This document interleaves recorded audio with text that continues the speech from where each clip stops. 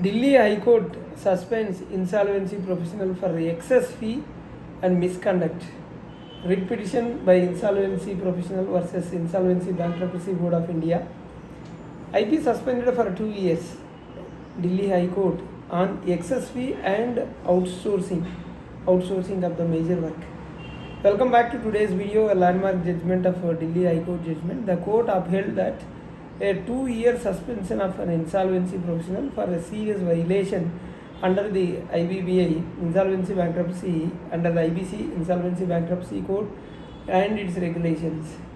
The case highlights the 3 critical lapses. One is the excess withdrawal of fee from the liquidation estate, and second one is the improper outsourcing of core statutory duties without COC approval.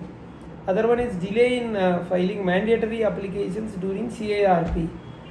This video will give you a detailed analysis of the judgment, relevant legal provisions and the wider implications for the insolvency professionals and stakeholders under IBC.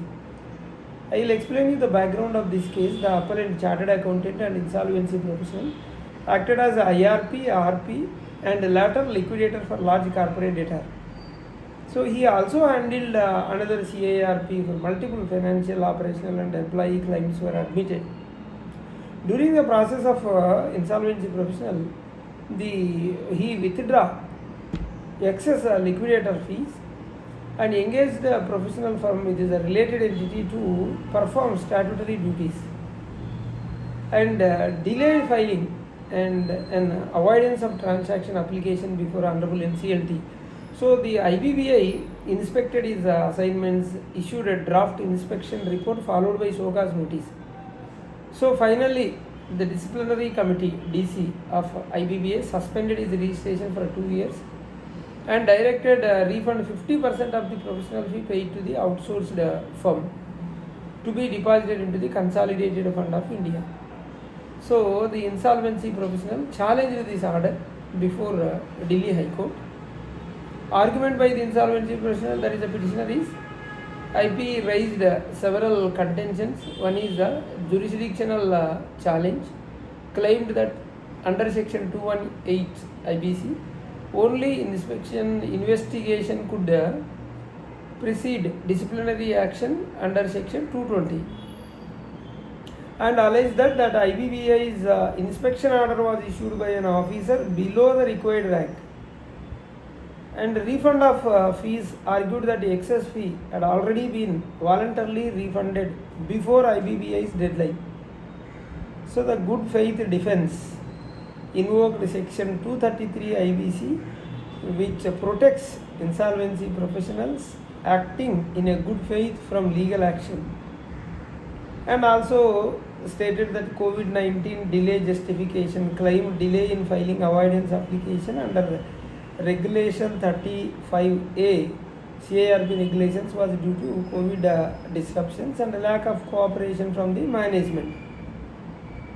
These were the prayers of the petitioners, contentions of the petitioner. So findings of the Delhi High Court. Delhi High Court findings, key observations. One is the excess fee, that is the breach of fiduciary duty. IP withdrew 83 lakh excess remuneration, citing a misinterpretation of Regulation 4 of IBBI Liquidation Process Regulation 2016. Refund made only after IBBI's detection, did not absolve the breach.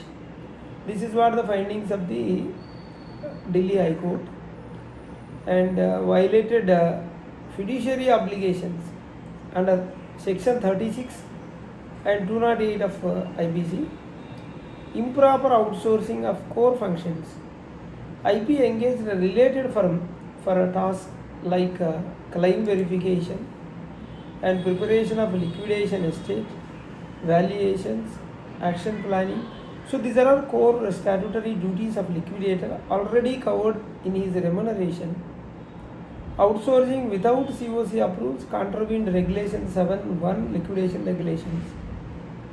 Delay in filing avoidance application. Regulation 35A CIRP regulations mandates filing of avoidance applications with specified timelines. But IB failed to file within the period, did not seek directions under section 19(2) of IBC. So defense of COVID and non-cooperation was rejected. No protection under 233 IBC. Court held that misconduct and breach of fiduciary duty cannot be shielded by the good faith in immunity. So court said that the misconduct and breach of fiduciary duty, these cannot be shielded by the good faith of immunity. So legality of disciplinary action, court upheld IBBI's power under section 196 of IBC to conduct inspections. That is the power of the IBC. And the disciplinary committee findings were fair, well reasoned and within jurisdiction. So finally the court decision is the writ petition was dismissed. 2-year suspension of the insolvency professional was upheld. A refund of half professional fee paid to the outsourced firm to the Consolidated Fund of India was affirmed. This is what about the court's decision. Here the takeaway is excess fee is equal to misconduct.